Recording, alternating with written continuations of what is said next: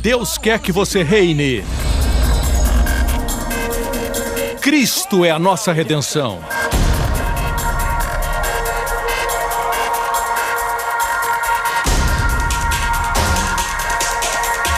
Deus é justo e faz o pecador justo.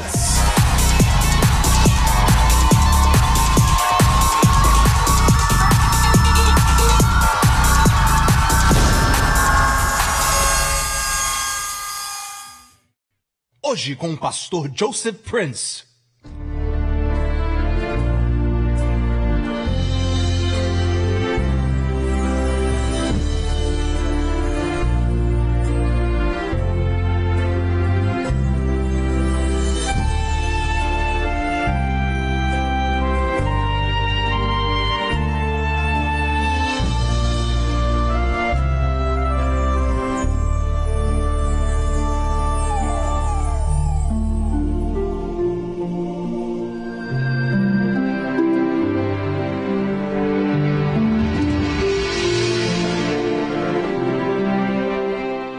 Olá, eu sou Joseph Prince e agora, como pode ver, a minha retaguarda está ao Mar da Galileia e estou na área onde foi dado o Sermão da Montanha. Se nós focalizarmos à minha esquerda, vamos ver onde as pessoas estavam assentadas. Eu estou no lugar onde as pessoas estavam assentadas em todo este vale aqui. E Jesus estava sentado lá em cima, onde está aquele prédio. A acústica aqui é incrível. Se você estiver lá, eu aqui posso ouvir o que você está falando. Eles o escutavam pregar cada palavra, aqui onde estavam assentados. Eu achei esse o lugar perfeito para compartilhar o que tenho no meu coração, com respeito a uma profecia falando dessa área, porque Jesus realizou 2/3 dos seus milagres nessa região, às margens desse mar, nas montanhas e vales das cidades da Galileia. 2/3 dos seus milagres. Ele fez mais milagres aqui do que fez em Jerusalém. Eu creio porque Jerusalém era um centro religioso e os religiosos sempre obstruíam o fluir da sua graça e seus milagres. Graça e justiça própria, como água e óleo, não se misturam. Na verdade, quando a graça se encontra com o pecado, perdoa os pecados. Quando a graça se encontra com a necessidade, supre a necessidade. A única coisa que obstrui a graça, encontramos em Gálatas, capítulo 5, que diz que caímos da graça quando pecamos? Não. Quando você tenta ser justificado pela lei. Se procura justificação pela lei, cai da graça. Agora, quando você cai em pecado, você cai sobre a graça e a graça pega você e o restaura. As pessoas têm a ideia de que quando caem em pecado, permanecem lá. Não. É quando se cai em pecado que se encontra a graça de Deus. E a coisa mais importante é introduzir essa pessoa à graça. E ela se levanta, porque a graça tem o poder de levantar. Amigo, quero ler uma profecia em Isaías a respeito dessa região. Isaías capítulo 9. Vamos ler no profeta Isaías, no Antigo Testamento. Isaías 9. Vou compartilhar neste capítulo. Contudo, não haverá mais escuridão para os que estavam aflitos. No passado, ele humilhou a terra de Zebulon e de Naftali, nessa região que estamos, a região de Zebulon e de Naftali. Mas no futuro honrará a Galileia, 2 gentios, o caminho do mar junto ao Jordão. O povo que caminhava em trevas viu uma grande luz. Sobre os que viviam na terra da sombra e da morte, raiou uma luz. Essa profecia foi citada no Evangelho de Mateus. Em Mateus, capítulo 4, versículo 12. Quando Jesus ouviu que João tinha sido preso, voltou para Galileia e, saindo de Nazaré, foi viver em Cafarnaum, que fica logo ali, no outro lado dessa montanha. Foi viver em Cafarnaum, que ficava junto ao mar, na região de Zebulon e Naftali, para cumprir o que fora dito pelo profeta Isaías. Terra de Zebulon e Naftali, caminho do mar, além do Jordão, Galileia dos gentios. Tinham muitos gentios aqui. Essa foi a razão porque Jesus fez tantos milagres aqui. Os gentios não conheciam a lei, não tinham justiça própria, sabiam que eram pecadores. Mas quando encontravam a graça de Deus, o poder de Deus e os milagres fluíam. Deixe-me continuar a profecia citada em Mateus, profecia de Isaías. O povo que vivia nas trevas viu uma grande luz, e sobre os que viviam na terra da sombra da morte raiou uma luz. Diz que esse lugar, por causa dos gentios que tinham adoração a ídolos, idolatria, a nova era e todo tipo de superstição, mas ainda assim Jesus realizou muitos milagres aqui. Por exemplo, não existe registro que Jesus tenha expulsado nenhum demônio de alguém em Jerusalém, porque os religiosos não permitiam adoração a ídolos lá. Eu creio que essa é a razão porque as pessoas são possuídas por demônios, por causa dessas práticas da nova era que permitem entrar em suas casas. Mas aqui Jesus fez muitos milagres porque estavam, como a Bíblia diz, na sombra da morte. Toda essa área, a Galileia dos gentios. E nessas sombras de morte, uma luz brilhou, uma grande luz, sobre os que viviam na terra da sombra da morte. Isso me lembra do Salmo 23. Ainda que eu ande pelo vale da sombra e da morte, não temerei mal algum, porque estás comigo. Essa é mais uma profecia do Senhor. Apesar de ser uma declaração verdadeira, também é uma profecia que o Senhor viria a Galileia. Ele é a luz que brilhou sobre os que viviam na sombra da morte. Se você sente que a sombra da morte está sobre você, você recebeu um diagnóstico ruim dos médicos, eu quero dizer, você não está me assistindo por acaso. Uma grande luz está brilhando na sua vida. O seu nome é Jesus Cristo. Ele ama você, amigo. Ele ama você. Quero dizer algo sobre essa profecia. Nós vemos que existe uma diferença, porque quando Mateus citou, ele deixou uma frase de fora, da profecia de Isaías. Em Isaías 9 diz assim, a terra de Zebulon e de Naftali. Vamos ler um pouco antes. A frase que vem antes. No passado, ele humilhou a terra de Zebulon e Naftali. A palavra humilhou é uma referência dupla da palavra hebraica kalau. Kalau é usada para amaldiçoar, humilhar alguma coisa ou desprezar. É usada duplamente. No passado, ele humilhou a terra de Zebulon e de Naftali, a Galileia dos gentios, em função de toda a idolatria que estava acontecendo aqui. Ainda assim, onde o pecado abundou, a graça superabundou. Vou ler mais uma vez. No passado, ele humilhou a terra de Zebulon e Naftali, mas no futuro honrará a Galileia dos gentios, o caminho do mar, junto ao Jordão. O povo que caminhava em trevas viu uma grande luz. Amigo, para aqueles que leem suas Bíblias em hebraico, verão que a palavra honrará também é o uso duplo da palavra hebraica kavod, que é glória, peso. Pode ser glória e pode ser honra. Existe um jogo de palavras aqui que intriga os eruditos. Ele, na verdade, humilhou a Galileia ou ele honrou a Galileia, essa região? Se você responder os dois, não estará errado quanto à exegese. Pode ser qualquer um dos dois, mas eu creio que, a propósito, outras versões da Bíblia dizem que ele a envileceu e nos últimos tempos a enobreceu. Eu creio que esse contraste entre humilhar e a palavra kavod, honrar, foi escrita para ser assim, dependendo de quem estaria lendo e em que época. Porque esse lugar foi oprimido, esteve sob juízo, sob maldição.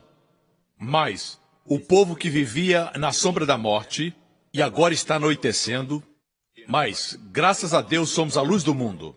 E nessa região aqui, o Senhor Jesus, a grande luz, caminhou.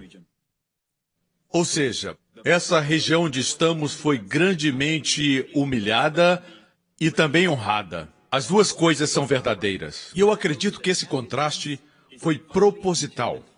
Quando Mateus citou esse texto, ele deixou uma parte de lado. Se houvesse citado, resolveria o problema para nós. Mas eu creio que o contraste que vemos nesse versículo foi por intenção divina.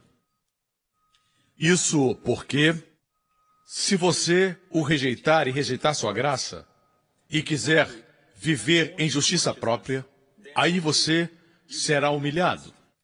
Mas, por outro lado, se você está na sombra da morte, em tempo de necessidade, e você abrir seu coração para a sua graça, será grandemente honrado e grandemente abençoado. É a palavra kavod em hebraico. Esta região presenciou o Senhor Jesus andando entre eles, limpando os leprosos, abrindo os ouvidos dos surdos, os olhos dos cegos, e ainda assim o rejeitaram. Assim, o mesmo lugar que havia sido grandemente honrado, antes havia sido oprimido, e voltaram a ser humilhados porque rejeitaram a Jesus, por isso foram amaldiçoados. Jesus pronunciou julgamento sobre Corazim, Cafarnaum, todas essas cidades ao redor do Mar da Galileia e Betsaida, porque o rejeitaram. Veja, nessa mesma passagem, e eu vou concluir, depois de dizer o povo que caminhava em trevas viu uma grande luz, sobre os que viviam na terra da sombra da morte raiou uma luz, diz, aumentaste a sua alegria, eles se alegram diante de ti como os que se regozijam na colheita. Isso já aconteceu? Israel hoje está oprimido. Eles não estão celebrando com a alegria da colheita. Mas, amigo, existe aqui um parênteses entre verem uma grande luz e alegrarem-se com a alegria da colheita. Esse parêntese já dura 2000 anos. Existem parênteses na Bíblia. Por exemplo, quando Jesus citou Isaías 61 na sinagoga em Nazaré, Lucas 4 nos diz, o Espírito do Senhor está sobre mim para proclamar liberdade aos cativos. Depois diz, o ano aceitável do Senhor. Em Isaías continua, o dia da vingança do nosso Deus. Amigo, quando Jesus chegou no ano aceitável do Senhor, ele parou e fechou o livro. Enrolou o pergaminho. Ele sabia onde parar. Ele não leu o dia da vingança do nosso Deus, porque existe um parêntese divino de 2000 anos entre sua primeira vinda e a segunda vinda. Sua primeira vinda não foi para trazer juízo. Foi o ano aceitável do Senhor, é Hatzon em hebraico, que fala de uma era de favores divinos. O dia da vingança virá, mas não chegou. Me alegro que quando fala da graça, fala ano e não dia. Amém? Deus não se alegra com o juízo, ele se alegra em mostrar favor para com seu povo. E não é de admirar que, em Isaías 9, de onde vem essa profecia, continua dizendo, isso é incrível. Versículo 6 de Isaías 9, porque o menino nos nasceu, um filho nos foi dado, e o governo está sobre os seus ombros, ele será chamado Maravilhoso, Conselheiro, Deus Poderoso, Pai Eterno e Príncipe da Paz. Ele estenderá o seu domínio e haverá paz sem fim. Amigo, o menino nos nasceu. Essa profecia está no mesmo capítulo que eu li, quando fala da Galileia dos gentios. A resposta está aqui. Um menino nos nasceu. Um filho nos foi dado. Como menino, ele nasceu. Como filho, ele sempre existiu. Como filho, ele não poderia ter nascido. Ele nasceu como menino, como filho, foi dado. Um fala da sua humanidade, a outra parte fala da sua divindade. E aqui fala dos seus lindos nomes, maravilhoso, conselheiro, Deus poderoso, Pai eterno, príncipe da paz. O hebraico tem uma beleza extraordinária porque tem um ritmo.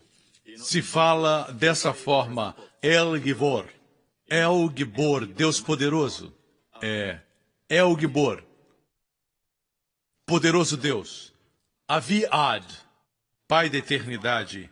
Sar Shalom, Aviad, Sar Shalom. El Gibor tem um ritmo. E Isaías é um livro poético, na verdade. A poesia está bem presente no hebraico. Mas, amigo, veja isso. Ele estenderá o seu domínio e haverá paz sem fim. É impossível descrever como será no futuro, quando Cristo vier reinar na terra. O aumento da sua paz e do seu governo não terá fim. Nós pensamos que o céu será tudo. Não, amigo. O seu governo vai continuar crescendo e expandindo. E o aumento da nossa paz vai também continuar crescendo. Dá para você imaginar isso? É incrível. Isso nos maravilha. Nos diz aqui que o governo estará sobre os seus ombros. Deixe-me concluir com isso. O governo estará sobre os seus ombros. Onde está o governo da sua vida? Nos seus próprios ombros? Ou nos ombros de Jesus? Os ombros são um lugar de força, um lugar de poder. Diz que o governo estará sobre os seus ombros. Eu me lembro do José da Bíblia. O povo veio a ele querendo pão. E ele disse, o que vocês têm para dar? Disseram, vamos comprar o pão. Ele disse, ok, me dê o dinheiro e eu dou o pão. No ano seguinte, eles vieram a ele e disseram, não temos mais dinheiro. E ele disse, o que vocês têm para dar? Disseram, nossos rebanhos. Me dê os rebanhos e eu vou dar o pão. E no ano seguinte, eles vieram outra vez e disseram, queremos pão. E ele disse, o que vocês têm? Eles disseram, só temos nossas casas e possessões. E José disse, me deem as casas e as possessões. E finalmente, no ano seguinte, eles voltaram e disseram, queremos pão. E ele disse, o que vocês têm? Eles disseram, não temos mais nada. Já demos tudo. E o que José disse? Entreguem suas vidas. Finalmente, eles se entregaram e falaram, nós somos seus. Ele lhes deu pão. Amigo, deixe-me dizer isso. Foi o final do problema deles. Eu posso imaginar um egípcio à noite. Ele está deitado em algum lugar, ele está acordado e preocupado. E a esposa dele diz, o que está acontecendo com você? Estou preocupado com amanhã, estou preocupado com o nosso futuro. Me preocupo se nós teremos pão para comer. E a esposa diz, relaxa, não somos mais nossos donos. Isso é problema de José. Pertencemos a José. Ele vai tomar conta de nós. Amigos, é a mesma coisa. No momento que você entrega a sua vida ao José Celestial, acabam seus problemas. Amém? Eles nunca mais foram a ele pedir pão. Porque agora o problema deles era problema de José. Amém? O mesmo com você. Quando você entrega a sua vida ao Senhor Jesus, não é mais seu problema, não é mais sua tribulação. O desafio não é seu. Não precisa mais se preocupar com o futuro. Ele vai cuidar de você. Você só descansa. Amém? Da terra de Zebulon e Naftali, a Galiléia dos gentios, o lugar onde, sobre a sombra da morte, raiou a luz. E a grande luz está nas nossas vidas. Amigo, me alegro por pregar aqui onde tudo isso aconteceu. Lembre-se, Ele é o mesmo ontem, hoje e para sempre. Aí onde você está assistindo, Ele está. Sejam quais forem as trevas, amigo, entregue sua vida ao Senhor. Não somente o seu dinheiro, suas possessões. Quando você entrega a sua vida, como os egípcios entregaram suas vidas a José, acabaram-se seus problemas. O mesmo com você. Entregue sua vida a Jesus Cristo. Mesmo se já é cristão, entregue sua vida e diga, Senhor, de hoje em diante, minha vida, minha alma, meu espírito lhe pertencem, Senhor. Amém? Renda-se e confie nele. Ele cuida dos seus. Amém? Você não foi comprado com sangue de bois. Você foi comprado com precioso sangue, o sangue do Filho de Deus, o Rei de Israel. E porque pertence a ele, descanse. Ele cuida de você. Amém. Obrigado por sintonizar no programa de hoje com o pastor Joseph Prince, da igreja New Creation. Estamos certos que você foi abençoado. Para mais informações sobre a igreja New Creation, acesse o nosso website newcreation.org.sg. Lá você poderá se inscrever no nosso devocional diário do pastor Joseph Prince. Seja incentivado e fortalecido todos os dias e saiba o quanto Deus lhe ama através destes devocionais. Acreditamos que o seu dízimo pertence à igreja a qual você frequenta. E oramos para que você seja grandemente abençoado, altamente favorecido e profundamente amado.